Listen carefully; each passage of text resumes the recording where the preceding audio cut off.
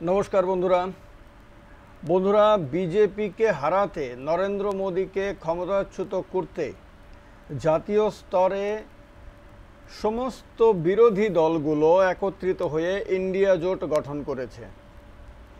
এই জোট প্রায় প্রতিনিয়ত একের পর এক ইস্যুতে নরেন্দ্র মোদী এবং বিজেপিকে এবং তাদের নেতৃত্বাধীন কেন্দ্র সরকারকে আক্রমণ করে চলেছে এবং বারবার বলে চলেছে যে তারা এবার ক্ষমতায় আসবেই এবং বিজেপি কোনোভাবে আর সংখ্যাগরিষ্ঠতা পাবে না। এটা বলে বলে তারা তাদের কর্মীদের মনোবল বাড়ানোর চেষ্টা করছে, সাধারণ মানুষের কাছে একটা বার্তা পৌঁছে দেওয়ার চেষ্টা করছে যে তারা অত্যন্ত কনফিডেন্ট এবং দেশের মুড এই বলছে যা তারা বলছে। তারা এই কথাও বলছে যে এইবারে দেশের প্রায় সব কেন্দ্রে তারা বিজেপির বিরুদ্ধে সমস্ত বিরোধী দলগুলো মিলে 1-to-1 অর্থাৎ একের বিরুদ্ধে এক ক্যান্ডিডেট দেওয়ার জন্য নিরলসভাবে চেষ্টা করে যাচ্ছেন এবং তারা এটা নিশ্চিত করবেন যাতে বিজেপির বিরুদ্ধে যে বিরোধী দলগুলো, আলাদা আলাদা দলগুলোর ভোট রয়েছে, সে ভোট যাতে ভাগাভাগি না হয়, যে ভাগাভাগির সুযোগ নিয়ে বিজেপি বারবার ক্ষমতায় আসছে 2014 সাল থেকে। তারা বলছে যে তারা এবার যেখানেই বিজেপির ক্যান্ডিডেট দাঁড়াবে সেখানে তারা ঐক্যবদ্ধ হয়ে ইন্ডিয়া জোটের একজন ক্যান্ডিডেট দেবে। সেখানে যদি ইন্ডিয়া জোটের একাধিক দল থাকে, শরিক দল থাকে, 2, 3, 4, 5 যতটাই শরিক দল থাকুক না কেন, তারা নিজেদের মধ্যে আলোচনা করে তারা কোনো একটি দলের একজন ক্যান্ডিডেটকেই সেখানে দেওয়ার কথা ফাইনাল করবে। এইটা নিয়ে তারা নিয়মিতভাবেই তাদের বৈঠক চলছে এবং তারা এই সম্ভাবনার কথা বলে চলেছেন।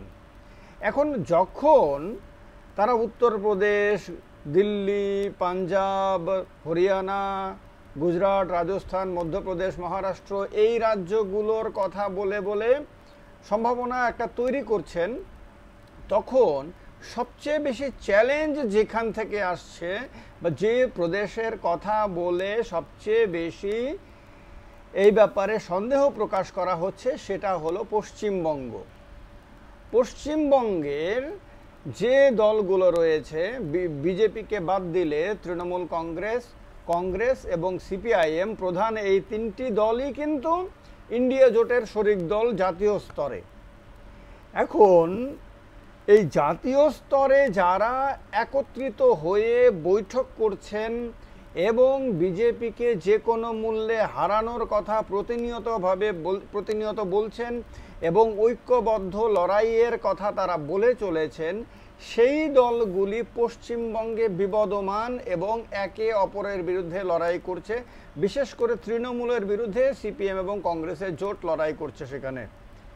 এবং এই লড়াই করতে করতে এই দলগুলো ক্ষীয়মান শক্তিতে পরিণত হয়েছে। তাদের মধ্যে সিপিএমের অবস্থা যথেষ্ট দুর্বল হয়ে গেছে, যে সিপিএম 34 বছরে এই পশ্চিমবঙ্গের মাটিতে রাজত্ব করেছে। সেই পশ্চিমবঙ্গের মাটিতে প্রথমে তৃণমূল তাকে ক্ষমতাচ্যুত করেছে, এরপরে বিজেপি তার সমর্থন বেসটাকে নিজেদের পালে নিয়ে গিয়ে সিপিএমকে এখন মানে পশ্চিমবঙ্গে না ঘরকা না ঘাটকা এরকম একটা অবস্থাতে এনে ফেলেছে। এই অবস্থাতে জাতীয় স্তরের মিডিয়াগুলোতেও বারবার বিভিন্ন ডিবেটে এই কথা উঠে আসছে যে যারা জাতীয় স্তরে ঐক্যবদ্ধ লড়াইয়ের কথা বলছেন তারা কি পশ্চিমবঙ্গে এটা করবেন? এই ব্যাপারে না তৃণমূলের তরফ থেকে কোনো স্পষ্ট কিছু বলা হচ্ছে, না কংগ্রেস না সিপিএম এর কাছ থেকে। বরং দেখা যাচ্ছে যখন পশ্চিমবঙ্গে লড়াই হচ্ছে, নির্বাচন হচ্ছে, যেটা ধূপগুড়িতেও দেখা গেছে, সেখানে তৃণমূলের বিরুদ্ধে যেমন বিজেপি ক্যান্ডিডেট দিয়েছে তেমনি সিপিআইএম ও তাদের ক্যান্ডিডেট দিয়েছে, যদিও সিপিএম এর ক্যান্ডিডেটের ভোটের মার্জিন অত্যন্ত কম, কিন্তু ক্যান্ডিডেট দিয়েছে, অর্থাৎ তারা সেখানে নির্বাচনী লড়াই করছে। যেটা উত্তরপ্রদেশে দেখা গেছে যে ওখানে কংগ্রেস ক্যান্ডিডেট দেয়নি, এমনকি বিএসপি যে ইন্ডিয়া জোটের শরিক নয় সে পর্যন্ত ক্যান্ডিডেট দেয়নি, যার কারণে তারা বলছে যে এটা ইন্ডিয়ার ক্যান্ডিডেট ছিল।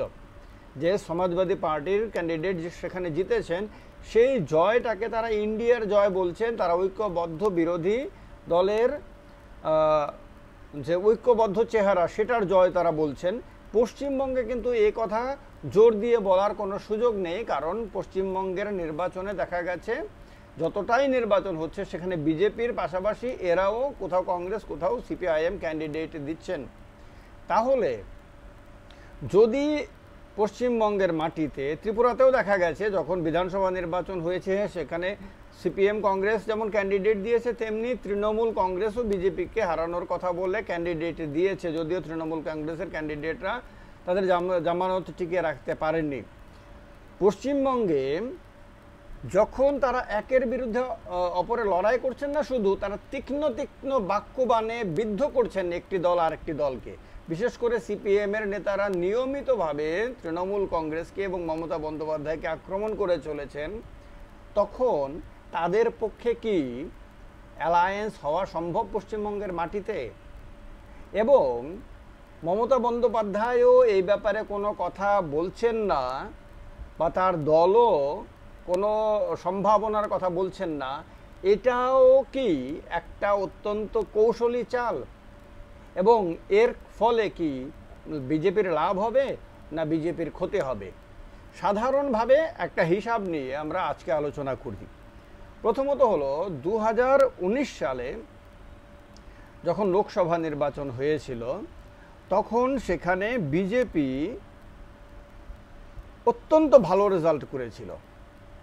2014 সালে যে বিজেপি পশ্চিমবঙ্গের মাটিতে মাত্র 2টি লোকসভার সিট পেয়েছিল, সেই বিজেপি 5 বছর পরে 2019 সালে দেখা গেছে যে 18টি লোকসভার সিট জিতে নিয়ে একটা বড় শক্তি হিসেবে উঠে আসে এবং তৃণমূলের বিরুদ্ধে সিপিএম এবং কংগ্রেসকে পেছনে ফেলে প্রধান বিরোধী দলের মানে মর্যাদা, যদিও এটা বিধানসভার ব্যাপার না, তবুও সাধারণভাবে একটা মানে দ্বিতীয় শক্তিতে পরিণত হয়।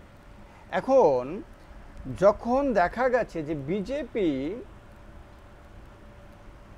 এই এত বেশি সিট পেল, তখন এটাও দেখার বিষয় যে বিজেপি এই সময়েই 40% ভোট পায়। 2019 সালে যখন বিজেপি 18টি সিট পায়, তখন 40% ভোট পায় পশ্চিমবঙ্গের মধ্যে।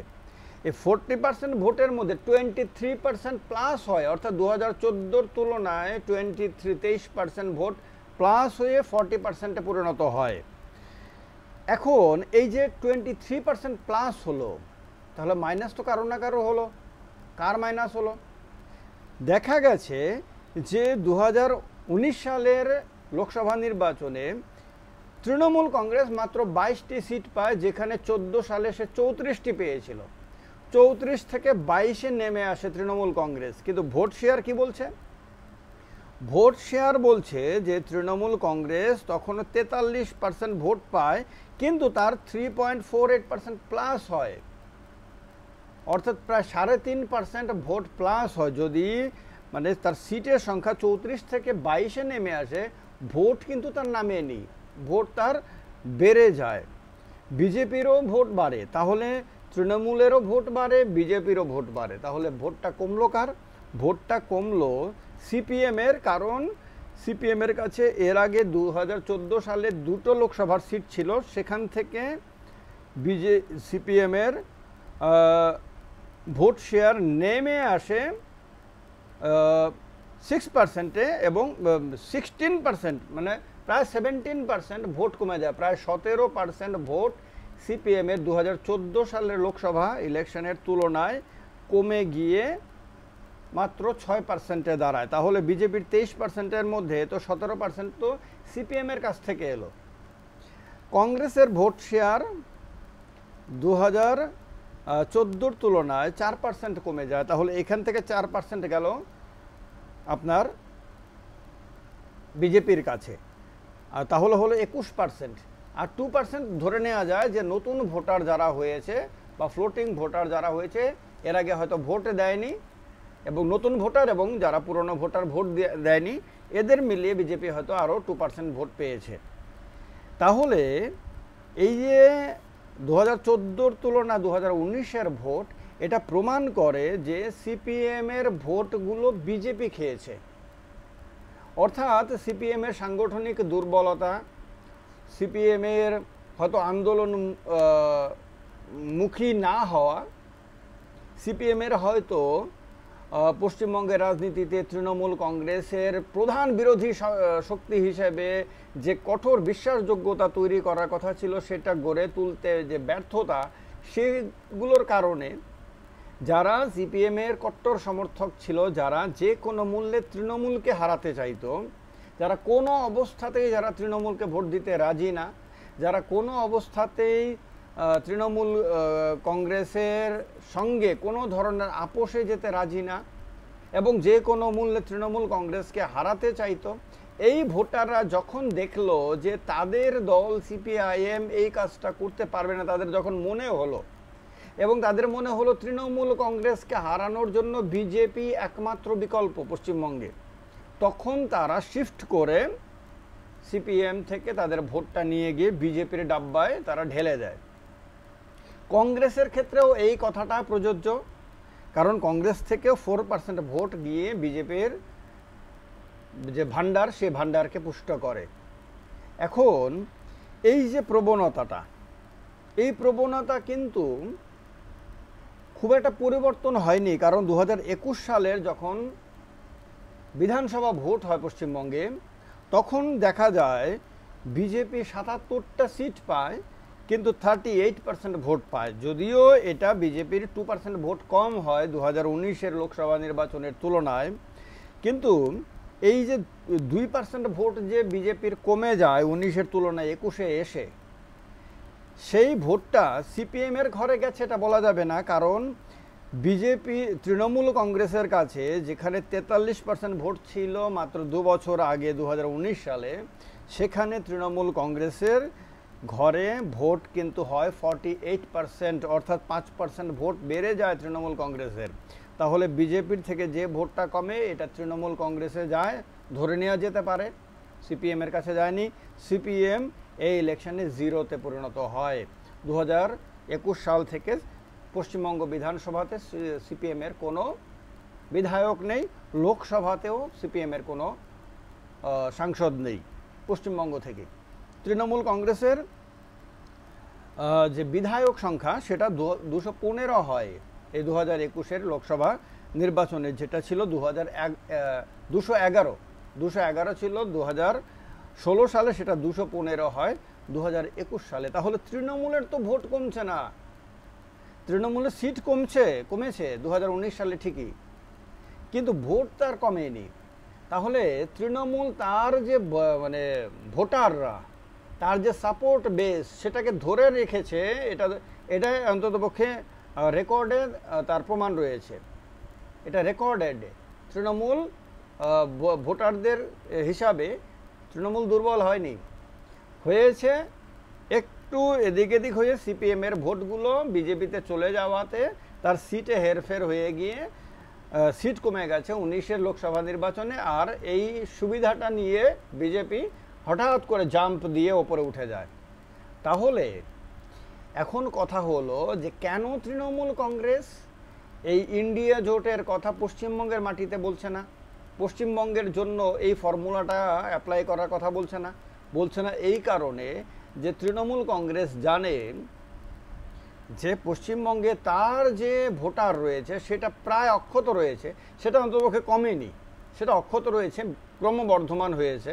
আচ্ছা, ধরে নিলাম যে মানে এটা বাড়লো না, কিন্তু যদি ধরেও রাখতে পারে তাহলেও তৃণমূলের ভোট এমপি সিট বেড়ে যাওয়ার সম্ভাবনা রয়েছে এই 21-এর হিসাব করলে। কারণ 19-এ তার 43% ছিল, তখন তার 22 ছিল, এরপরে যখন 5% তার ভোট বেড়েছে, এই 5%-এ 24-এর লোকসভা নির্বাচনে হিসাব কিন্তু অনেক গড়বড় হয়ে যেতে পারে। সেক্ষেত্রে বিজেপির সিট সংখ্যা শুধু 5%-এর কারণে অনেকটা কমে যেতে পারে। এখন কথা হলো এইটা না, শুধু তৃণমূলের কাছে আরেকটা সম্ভাবনা রয়েছে, সেটা হলো তৃণমূল চাইছে যে সিপিএম আবার আন্দোলনমুখী হোক, সিপিএম আবার তার বর্তমান দুর্বল অবস্থা থেকে সে আরেকটু শক্তিশালী হোক, অনেক শক্তিশালী হোক, এটা কোনোভাবে তৃণমূল চায় না। তৃণমূল চায় বর্তমান অবস্থা থেকে একটু শক্তিশালী হোক, যতটুকু শক্তিশালী হলে সে বিজেপি থেকে তার যে পুরনো ভোটাররা রয়েছে তাদেরকে সে ফিরিয়ে আনতে পারবে এবং বিজেপির ভোটটাকে কমিয়ে দিতে পারবে। বিজেপির ভোট যদি 5, 6, 7, 8% যদি সিপিএম ফিরিয়ে নিতে পারে, তাহলে এই যে ভোটের ব্যবধান, এই ব্যবধানে হয়তো বিজেপির সিটের সংখ্যাটা অনেক কমে যাবে। হয়তো এটা মানে তৃণমূলের জন্য একটা বিরাট বড় আশীর্বাদ হয়ে যাবে, তৃণমূলের সংখ্যা হয়তো বেড়ে যাবে। তো এইভাবে তৃণমূল হিসাব করছে যে প্রয়োজনে সে কংগ্রেসকে হয়তো 2-3টে সিট ছেড়েও দিতে পারে, যদি ওরকম সম্ভাবনা তৈরি হয়, যদি প্রয়োজন মনে করে।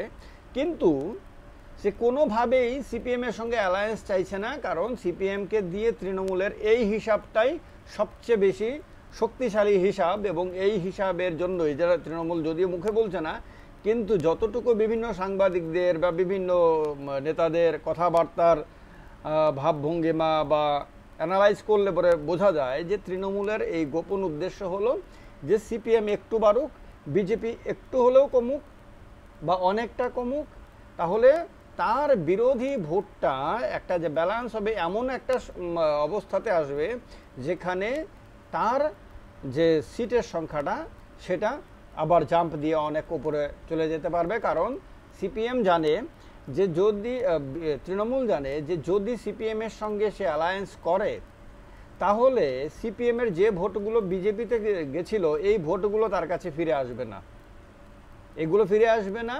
কারণ সেটা সিপিএমের যারা কট্টর, যারা তৃণমূল বিরোধী সমর্থক রয়েছে, যারা শুধু তৃণমূল বিরোধিতার জন্য বিজেপিতে গেছে, তারা তখন আরও বেশি বিজেপিকে আঁকড়ে ধরে থাকবে। তারা মানে সেই অবস্থাতে কোনোভাবেই তারা বিজেপি থেকে তারা সরবে না। তো এতে তৃণমূলের কোনো লাভ হবে না। তৃণমূলের লাভ হবে যে সিপিএম বরং প্রচণ্ড তৃণমূল বিরোধিতা করুক, করে তার পুরনো কর্মী সমর্থকদের আবার বিশ্বাসযোগ্যতা অর্জন করুক এবং তাদেরকে বিজেপি থেকে ভাঙিয়ে নিয়ে আসুক। তাহলে একটা লেভেলিং হবে, যে লেভেলিংয়ের বেনিফিট পাবে তৃণমূল কংগ্রেস। এটা আমার মনে হয় সার্বিক পর্যালোচনা করে যে এই অঙ্ক নিয়েই পশ্চিমবঙ্গে এগিয়ে চলেছে তৃণমূল কংগ্রেস এবং এর ফলে তারা হয়তো লাভবান হতে পারে। যদিও বিজেপির গোপন পরিকল্পনা কি রয়েছে, বিজেপি যেহেতু ইডি সিবিআই এর মাধ্যমে তৃণমূলের ব্যাপক মানে অন্ততপক্ষে পাবলিক ইমেজে ক্ষতি হয়েছে, তৃণমূলের সম্বন্ধে একটা ধারণাই তৈরি করে দেওয়ার চেষ্টা করেছে যে তৃণমূল মানেই দুর্নীতিগ্রস্ত, তৃণমূল মানেই নানান ধরনের অপকর্মে যুক্ত।